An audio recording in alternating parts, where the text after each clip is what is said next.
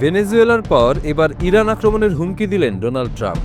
কেবল হুমকি নয়, তিনি স্পষ্ট করে বলেছেন মার্কিন সামরিক বাহিনী পুরোপুরি প্রস্তুত রয়েছে, প্রয়োজন হলেই ইরানে ঢুকে পড়বে তারা। মূলত ইরানের চলমান বিক্ষোভ থামাতে আলোচনার পাশাপাশি বিক্ষোভকারীদের কঠোরভাবে দমন করার পক্ষে মত দিয়েছেন দেশটির সর্বোচ্চ নেতা আয়াতুল্লাহ আলী খামেনি।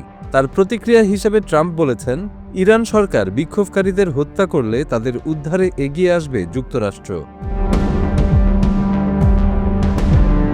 মার্কিন প্রেসিডেন্ট হুমকি দিয়ে আরও বলেন, যুক্তরাষ্ট্রের সামরিক বাহিনী পুরোপুরি প্রস্তুত।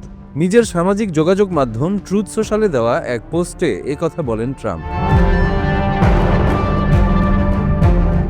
চরম অর্থনৈতিক সংকট ও দ্রব্যমূল্যের ঊর্ধ্বগতির প্রতিবাদে গত রোববার ইরানের রাজধানী তেহরানে ধর্মঘট শুরু করেন ব্যবসায়ীরা। দ্রুত এই আন্দোলন দেশের অন্যান্য শহরে ছড়িয়ে পড়ে এবং বৃহস্পতিবার তা সহিংস রূপ নেয়।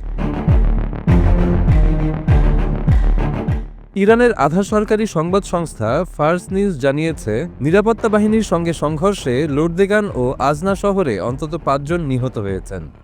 এছাড়া কুহদাসত শহরে বিক্ষোভকারীদের হামলায় নিরাপত্তা বাহিনীর এক সদস্য নিহত হওয়ার খবর দিয়েছে দেশটির রাষ্ট্রীয় টেলিভিশন। বিক্ষোভের এই পরিস্থিতির দিকে ইঙ্গিত করে ট্রাম্প তার পোস্টে লেখেন, শান্তিপূর্ণ বিক্ষোভকারীদের ওপর গুলি চালানো এবং তাদের হত্যা করা ইরানের পুরনো অভ্যাস। যদি তারা আবারও এমনটি করে তবে যুক্তরাষ্ট্র তাদের উদ্ধারে এগিয়ে আসবে। আমরা পুরোপুরি প্রস্তুত এবং যে কোনো পদক্ষেপ নিতে তৈরি আছি। দীর্ঘদিনের পশ্চিমা নিষেধাজ্ঞা এবং গত বছরের জুন মাসে ইসরায়েল ও যুক্তরাষ্ট্রের বিমান হামলায় পারমাণবিক ও সামরিক অবকাঠামো ক্ষতিগ্রস্ত হওয়ায় ইরানের অর্থনীতি বর্তমানে একরকম খাদের কিনারে পৌঁছেছে। এ পরিস্থিতিতে বিক্ষোভ দমনে কঠোর অবস্থানের পাশাপাশি আলোচনার প্রস্তাব দিয়েছে তেহরান সরকার। এখনও ইরানের রাজধানী তেহরান সহ কয়েকটি শহরে বিক্ষোভ চলছে। একই সঙ্গে দেশটির পশ্চিমাঞ্চলে সহিংস সংঘর্ষ তীব্র আকার ধারণ করছে। রোববার স্থানীয় গণমাধ্যমের বরাতে আল জাজিরার এক প্রতিবেদনে এ তথ্য জানানো হয়েছে। প্রতিবেদনে বলা হয়েছে, অর্থনৈতিক সংকটের প্রতিবাদে দোকানদারদের ধর্মঘটের মধ্য দিয়ে এই বিক্ষোভের সূচনা হয়। এক সপ্তাহের ব্যবধানে তা বিস্তৃত আকার ধারণ করেছে এবং এখন বিক্ষোভকারীরা অর্থনৈতিক দাবির পাশাপাশি রাজনৈতিক দাবিও তুলছেন। আল জাজিরার তেহরান প্রতিনিধি তৌহিদ আসাদি জানান, ইরানের সর্বোচ্চ নেতা আয়াতুল্লাহ আলী খামেনি বলেছেন, চলমান বিক্ষোভ এখনও দেশব্যাপী রূপ নেয়নি এবং দ্রুত গতি পাচ্ছে না। খামেনি আরও বলেন, মাঝে মাঝে ও বিচ্ছিন্নভাবে আমরা বিক্ষোভ দেখতে পাচ্ছি। তিনি সতর্ক করে বলেন, সরকার যদি বাস্তব ও কার্যকর পদক্ষেপ নিতে ব্যর্থ হয় তাহলে পরিস্থিতি আরও উত্তপ্ত হতে পারে। ফার্সের তথ্যমতে বিক্ষোভকারীরা স্বৈরশাসকের মৃত্যু হোক সহ বিভিন্ন স্লোগান দেন।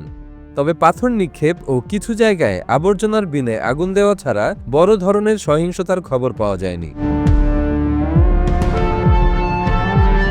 ফার্স জানিয়েছে, তেহরানের তুলনায় দেশের অন্যান্য অঞ্চলে, বিশেষ করে পশ্চিমাঞ্চলে সহিংসতা ও সংঘটিত হামলা বেড়েছে। পশ্চিম ইরানের মালেকশাহী জেলায় সংঘর্ষে এক নিরাপত্তা সদস্য নিহত হয়েছেন বলে জানিয়েছে ইরানি গণমাধ্যম। প্রায় 20,000 জনসংখ্যার এই এলাকায় উল্লেখযোগ্য কুর্দি জনগোষ্ঠী রয়েছে। আল জাজিরা জানিয়েছে, রাষ্ট্রীয় গণমাধ্যম বিক্ষোভের খবর সীমিতভাবে প্রচার করছে। অন্যদিকে সামাজিক যোগাযোগ মাধ্যমে ছড়িয়ে পড়া ভিডিওগুলোর সত্যতা যাচাই করা কঠিন হয়ে পড়েছে। শনিবার প্রথমবারের মতো বিক্ষোভ নিয়ে সরাসরি বক্তব্য দেন খামেনি। তিনি বলেন, আমরা প্রতিবাদকারীদের সঙ্গে কথা বলি, কর্মকর্তাদেরও তাদের সঙ্গে কথা বলা উচিত, কিন্তু দাঙ্গাকারীদের সঙ্গে আলোচনায় কোনো লাভ নেই, তাদের উচিত কঠোরভাবে দমন করা। আল জাজিরার প্রতিবেদক তৌহিদ আসাদি বলেন, খামেনির বক্তব্যে দেশের অর্থনৈতিক সমস্যার স্বীকৃতি দেওয়া হয়েছে, যা একদিকে বিক্ষোভের নৈতিক বৈধতা দেয়। তবে একই সঙ্গে তিনি স্পষ্ট করেছেন, সরকার সহিংসতা কোনোভাবেই মেনে নেবে না।